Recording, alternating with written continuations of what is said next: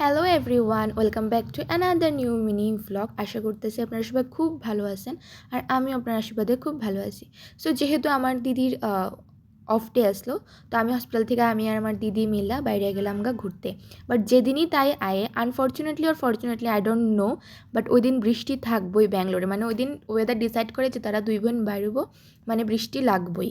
তারপরে আমরা গেলাম একটা মন্দিরে, মানে বিশ্বাস করতেন না মন্দিরে চাইতে যে এত ভিতরে, মানে সিটির থেকে অনেকটাই ভিতরে। মানে একটা জায়গাতে গিয়ে শুধু জঙ্গল আর জঙ্গল দেখে আমার এত ভয় লাগছিল, মানে মনে হয়েছে আজকে শেষ ডে আমরা ব্যাঙ্গালোরে।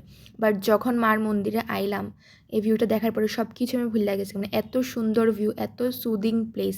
আপনারা সবাই ভিজিট করবেন এই জায়গাটা। আর তারপর আমি এখানে মহাদেব, মা আশাপূর্ণা দেবী আর গান্নু, তিনজনই তারা আসলো।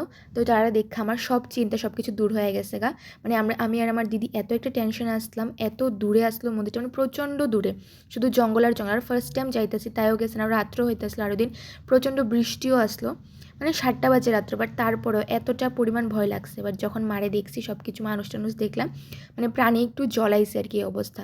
তারপরে দেখা মন্দিরটা ভীষণই সুন্দর লাগছে আমার কাছে, খুবই সুন্দর মন্দিরটা।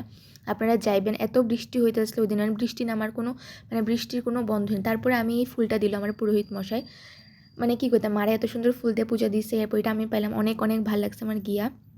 তারপর উবের লেগে ওয়েট করতে আসছি, উবের পাইতে মানে 8টার সময় উবের দিলাম, আর আইতে আইতে এটা আবার 9টা বাজেছে, এতটার উবের একটা উবের আসলো না।